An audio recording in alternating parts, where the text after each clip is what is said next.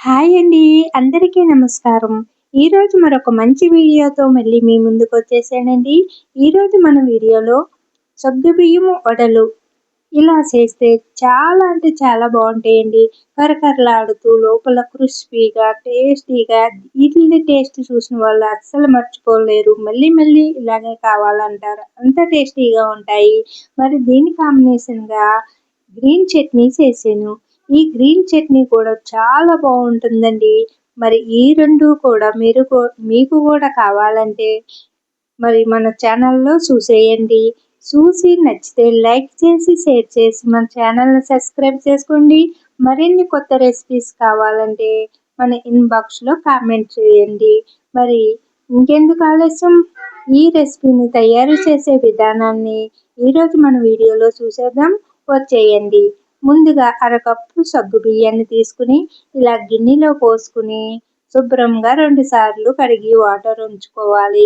అలాగే మనము కప్ ఏ కప్పుతోటైతే తీసుకున్నామో అదే కప్పుతోటి 1 కప్పు వాటర్ పోసి మంచి నీళ్ళని మూత పెట్టి నైట్ అంతా నానబెట్టుకుందాము. ఇదొచ్చేసి నేను నైటు చేసుకుంటున్నానండి.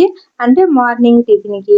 ఇదొచ్చేసి మార్నింగ్ అండి. చూడండి నైట్ మొత్తం నాని వాటర్ అంతా కూడా పీల్చుకుని ఇలా పొడి పొడిలాడుతూ ఈ సగ్గుబియ్యం అనేది రెడీ అయిపోయినాయి కదండి.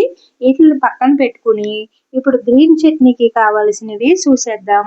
ముందుగా ఒక ప్లేట్ తీసుకుని కొద్దిగా పుదీనా, ఒక రొమ్మ కరివేపాకు, కొద్దిగా కొత్తిమీర, ఒక ఉల్లిపాయ, ఒక పచ్చిమిర్చి, 4 వెల్లుల్లిపాయలు, ఒక స్పూన్ జీలకర్ర, చిన్న అల్లం ముక్క, ఒక స్పూన్ పంచదార, అర స్పూను సాల్టు, రుచికి సరిపడా ఇలా 2 ఐస్ క్యూబ్ వేసి మూత పెట్టేసి మిక్సీ గిన్నెకి ఇప్పుడు మిక్సీకి సెట్ చేసి మెత్తని పేస్ట్ కింద పట్టుకుందాము. ఈ గ్రీన్ చట్నీ చాలా టేస్టీగా ఉంటుందండి. పోపు పెట్టవలసిన అవసరం లేదు. స్టవ్ వెలిగించవలసిన అవసరం లేదు. ఇలా ఈజీగా తయారు చేసుకోవచ్చండి. చాలా బాగుంటుంది. కారం కారంగా, పుల్ల పుల్లగా చాలా బాగుంటుందండి.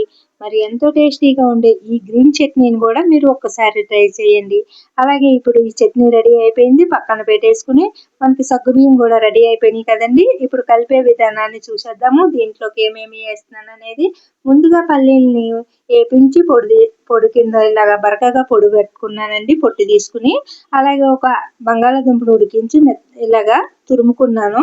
ఒక పచ్చిమిర్చి, కొద్దిగా కరివేపాకుని చిన్న ముక్కల కింద కట్ చేసుకున్నాను. చిన్న అల్లం ముక్కని కూడా చిన్న ముక్కల కింద కట్ చేసుకుని ఒక స్పూన్ జీలకర్రనేసి ఇదంతా రుచికి సరిపడా సాల్ట్ వేసుకుని అంతా బాగా కలిసేటట్టు ఇలాగా కలిపేసుకుంటున్నాను. చూడండి ఇక్కడ చూపిస్తున్న విధంగా ఇలా కలుపుకోవాలి. ఇలా బంగాళాదుంప కలపడం వల్ల మనకి ఈ సగ్గుబియ్యం అనేది ఇడిపోకుండా వస్తాయి అన్నమాట.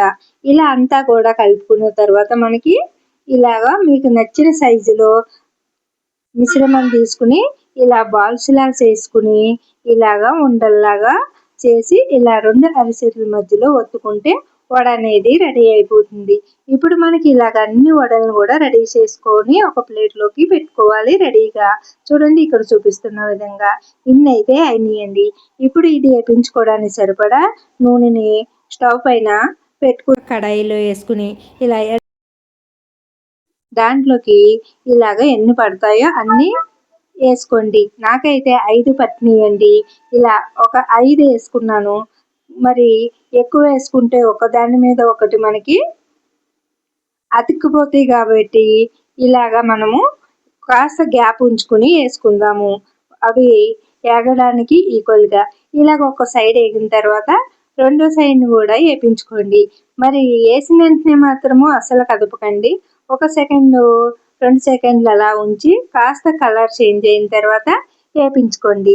అలాగే 2 సైడ్లు కూడా అటు ఇటు తిప్పుకుంటూ ఈక్వల్గా ఇలాగ గోల్డ్ కలర్ వచ్చేటంత వరకు వేపించుకోండి. అలాగే మంట కూడా మనకి స్టవ్ మంట అనేది హైలో పెట్టుకోవద్దు, మరి సిమ్లో పెట్టుకోవద్దు, మీడియంలో పెట్టుకోండి. సిమ్లో పెట్టుకున్నామనుకోండి నూనె లాగేస్తుంది. అలాగే మంట అనేది హైలో పెట్టామనుకోండి ఈ వడ అనేది పైన గోల్డ్ కలర్ వచ్చేసి లోపల ఎగదు. కాబట్టి మీడియంలో పెట్టుకుని ఇలా వేయించుకోండి. ఇక్కడ చూపిస్తున్న విధంగా ఒక వాయి అయితే తీసేసాం కదా మనం మాట్లాడుకుంటూనే. అలాగే ఇప్పుడు రెండో వాయి కూడా వేసుకున్నాను. కాస్త వేగిన తర్వాత రెండో సైడ్ కూడా తిప్పేసుకున్నాను.